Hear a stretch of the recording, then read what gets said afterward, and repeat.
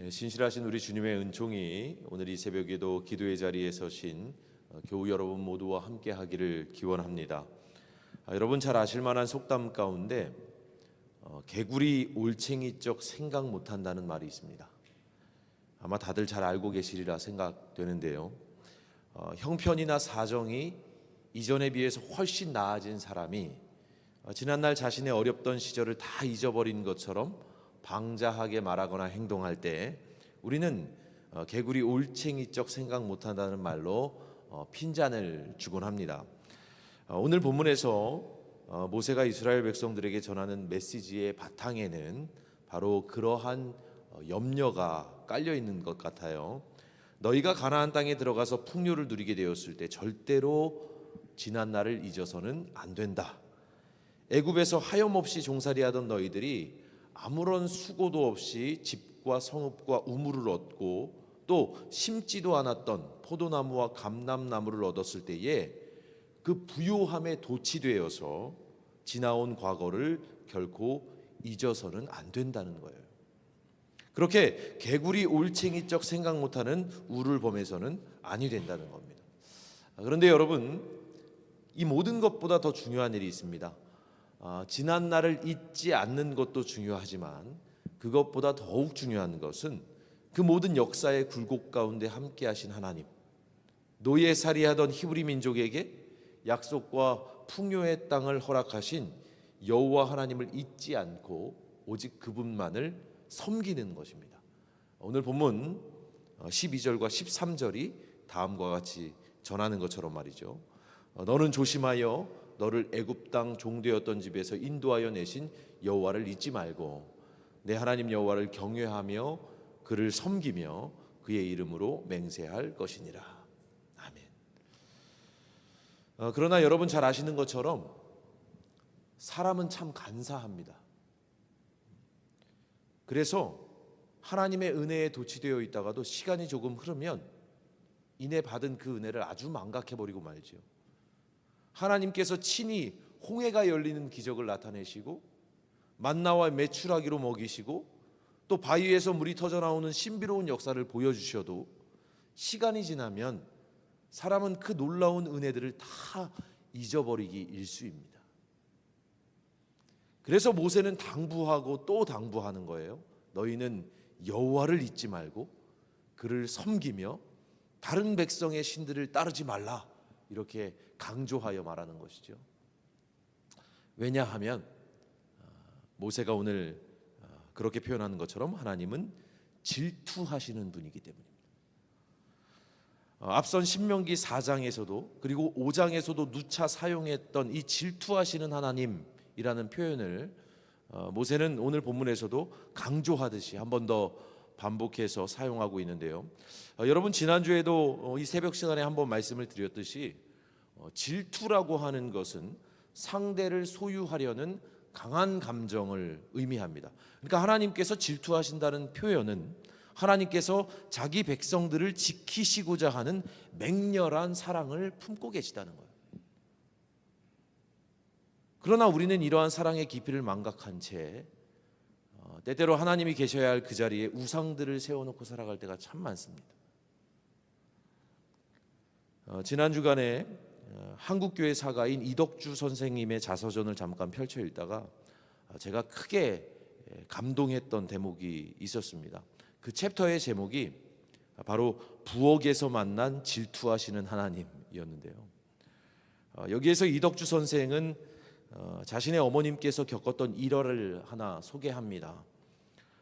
어머님께서 가정을 다 이루고 난 뒤에 조금 늦게 신앙생활을 시작하셨는데요. 그런데 참 안타깝게도 35세 나이에 폐결핵으로 남편을 잃게 됩니다. 먼저 이덕주 선생의 아버님께서 돌아가시게 돼요. 그 후로 슬하에 둔 4명의 자식들을 길러내는 일은 고스란히 어머님의 몫이 되었지요. 생계를 책임지기 위해서 안 해본 일이 없을 정도로 갖은 고생을 다하면서도 어머님에게는 믿는 구석이 하나 있었답니다. 바로 장남의 존재였죠. 장남. 초등학교 때부터 고등학교까지 한 번도 전교 1등을 놓쳐본 적이 없고 또 인물도 좋고 신앙도 좋고 게다가 효심까지 지극했던 그 장남으로 인해서 어머님은 어려운 속에서도 늘 버틸 수 있었다고 합니다. 그런데 그 믿었던 장남의 첫 출근 날 불의의 사고로 인해서 그 사랑하던 아들이 황망하게 세상을 떠납니다. 그때부터 이덕주 선생의 어머님은 1년이 넘도록 아주 절망적인 상태로 지내게 돼요. 말도 안 하고요. 기도도 더 이상 나오지 않았습니다. 그러던 어느 날 부엌에 들어서면서 그 어머님이 자기도 모르게 이런 말을 내뱉었대요. 하나님 참 너무하십니다. 하나님 참 너무하십니다. 그런데 바로 그때 천둥과도 같은 음성이 그 어머님의 귀에 들려옵니다. 너는 네 아들 권주를 더 사랑했냐, 나를 더 사랑했냐? 네 아들 권주를 더 의지했냐, 나를 더 의지했냐? 나와 권주 사이에 누구를 더 사랑하고 누구를 더 의지했느냐? 하나님께서 그렇게 맹렬하게 질문하시더래요. 어머님은 그 자리에 놀라서 털썩 주저앉아 회개하기 시작했답니다. 하나님, 제가 죄인입니다. 하나님 사랑한다고 하면서도 제 아들을 더 사랑했네요. 하나님 의지한다고 하면서도 장남을 더 의지했습니다. 하나님, 잘못했습니다. 오직 주님만 사랑하고 의지해야 했는데 그저 말로만 그렇게 했습니다. 용서해 주세요. 그렇게 그날 이덕주 선생의 어머님은 그 부뚜막에서 질투하시는 하나님을 만났다고 회고합니다. 여러분, 이 이야기를 들으면서 어떤 생각이 드십니까? 생각해보면 우리도 살아가면서 말로만 하나님을 사랑할 뿐 하나님보다 더 의지하고 하나님보다 더 사랑하는 우상들을 우리 앞에 세워둘 때가 참으로 많습니다. 그것이 가족일 때도 있고요, 자녀일 때도 있습니다. 그것이 세상 명예일 때도 있고요, 부귀 영화일 때도 있습니다. 하지만 여러분 기억하십시오. 하나님은 질투하시는 분입니다. 우리를 지키시기 위한 맹렬하고도 지독한 사랑을 하나님은 품고 계세요. 그와 같이 우리를 질투하는 세상 사람은 아무도 없습니다. 하나님은 질투하세요. 오직 당신만을 바라보기 원하시고 오직 당신만을 섬기기를 원하시는 거예요. 그래서 오늘도 모세는 이스라엘 백성들을 향해서 그 질투하시는 하나님을 선포하는 겁니다. 그러한 사랑의 깊이는요, 오직 우리를 창조하신 하나님께만 있는 거예요. 그 어떤 사랑으로도 그 마음을 대체할 수가 없습니다.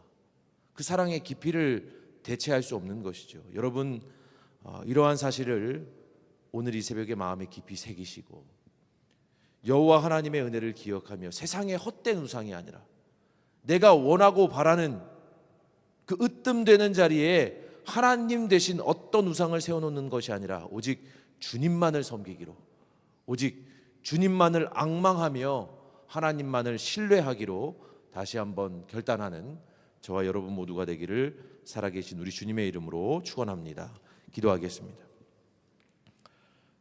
주님, 오늘 말씀을 통하여서 다시 한번 우리의 인생 주인 되시는 여호와 하나님을 온전히 섬기며 살아가는 일만이 우리에게 가장 중요한 것임을 다시금 깨닫습니다.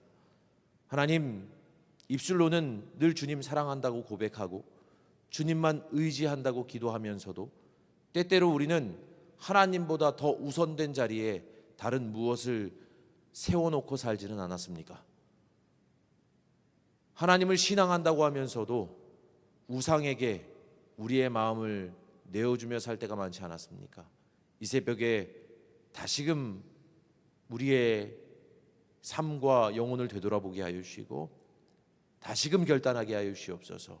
오직 하나님을 하나님의 자리에 오직 주님만을 온전히 섬기기로 다짐하고 결단하는 이 새벽 우리 모두가 될 수 있도록 인도하여 주옵소서. 주님, 새벽마다 성실하게 주님 앞에 나와 기도하며 기도의 여러 제목들을 간구하며 아뢰는 일을 기억하여 주시고 하나님의 때에 주님께서 응답하여 주실 줄 믿고 오늘도 주님 신뢰하는 마음으로 중단 없이 기도하게 하여 주시고 하나님의 역사하심을 우리의 인생 가운데 목도하는 그날을 속히 허락하여 주옵소서. 특별히 몸과 영혼이 아픈 이들을 기억하여 주시고 강건하게 일어나서 감격적으로 주님 예배하는 그날이 오도록 주님께서 치유하여 주시고 회복시켜 주시옵소서. 오늘 한날의 삶 가운데 우리와 늘 동행하여 주시는 주님을 기대하오며 살아계신 예수님의 이름으로 기도합니다. 아멘. 하늘에 계신 우리 아버지여, 이름이 거룩히 여김을 받으시오며 나라가 임하시오며 뜻이 하늘에서 이루어진 것 같이 땅에서도 이루어지이다. 오늘 우리에게 일용할 양식을 주시옵고 우리가 우리에게 죄 지은 자를 사하여 준 것 같이 우리 죄를 사하여 주시옵고 우리를 시험에 들게 하지 마시옵고 다만 악에서 구하시옵소서. 나라와 권세와 영광이 아버지께 영원히 있사옵나이다. 아멘.